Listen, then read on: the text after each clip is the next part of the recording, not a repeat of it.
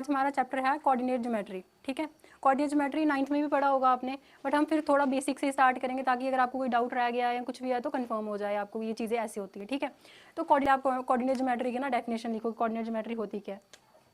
Definition नहीं है but क्या बोलते हैं उसको, एक हिसाब से ऐसे आपको समझने के लिए बाद में पढ़ोगे तो याद रहेगा कि होता क्या है।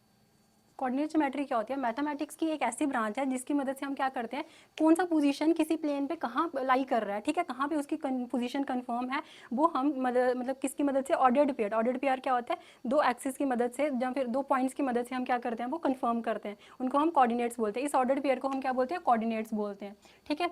जैसे समझ लो ये प्लेन है, प्लेन क्या होता है, कोई भी 2 डायमेंशनल चीज़ है, जैसे ये बोर्ड है 2 डायमेंशनल है, इसकी ये क्या है एक्स, ये हम वाई एक्सिस मानेंगे, नीचे वाली एक्स एक्सिस मान लेंगे, ठीक है। जिसकी हम वाई एक्सिस और एक्स एक्सिस ड्रॉ कर सकते हैं इमेजिनरी, तो वो क्या होता है, वो प्लेन होता है, ठीक है। जैसे कि आपने अभी तक प्लेन क्या पढ़ा है, ये होता है कार्टेशियन प्लेन, ठीक है ना, एक्स एक्सिस वाई एक्सिस जिसको आप ग्राफ बोलते आए हो अभी तक, ठीक है। अगर मान लो यहाँ पे कोई पॉइंट खड़ा है, ठीक है, कोई पॉइंट है यहाँ पे, ये प्लेन ही है ना, 2 डायमेंशनल है, ठीक है। ये इसकी क्या है, वाई एक्सिस है, ये एक्स एक्सिस है। एक्स एक्सिस हॉरिजॉन्टल और वर्टिकल वाली वाई एक्सिस होती है, ठीक है। वाई एक्सिस को और भी कुछ बोलते हैं, क्या बोलते हैं, एब्सिसा,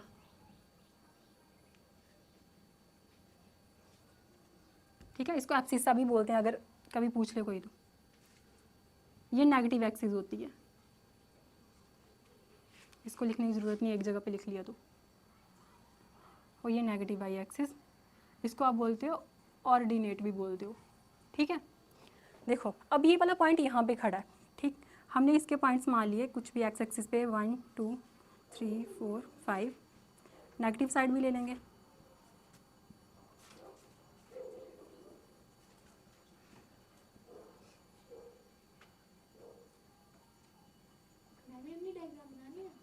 हाँ बना लो। इसको कार्टेशियन प्लेन बोलते हैं, ठीक है। जैसे गूगल मैप है, हम वहाँ पे लोकेशन डालते हैं ना, सिंपल एग्जांपल, गूगल मैप है, हमने वहाँ पे डाली कोई लोकेशन, मान लो आपने वैष्णो देवी की लोकेशन बनाई, अब वो आपको डायरेक्शन देता है ना, ठीक है। वो कैसे डायरेक्शन देता है, वो भी 2 एक्सिस लेके करता है, एक एक्स एक्सिस एक वाई एक्सिस।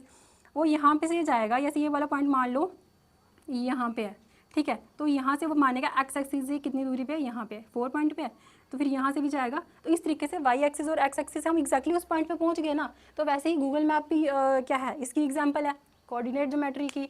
जैसे मान लो आपको किसी का घर ढूंढना होता है, ठीक है, एग्जाम्पल ये है एक हिसाब से, जैसे 3 रोड्स हैं, ठीक है, इधर 4 घर हैं, आपको अपने दोस्त के घर जाना है, ठीक है।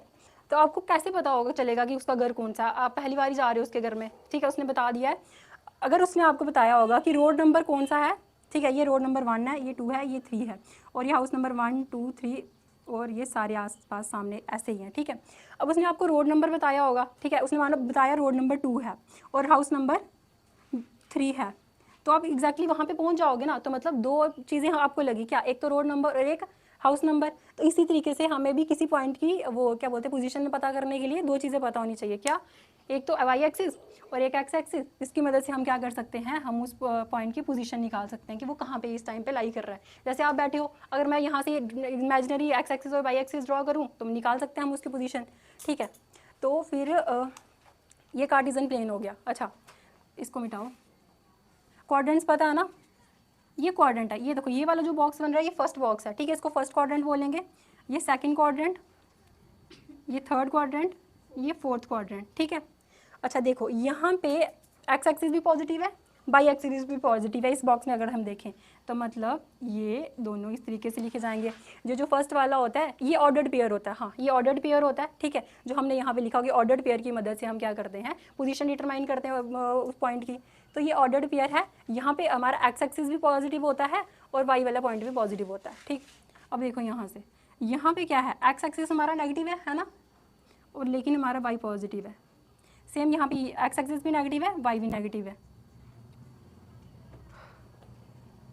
यहाँ पे हमारा वाई एक्सिस नेगेटिव है लेकिन हमारा एक्स एक्सिस क्या है, पॉजिटिव है।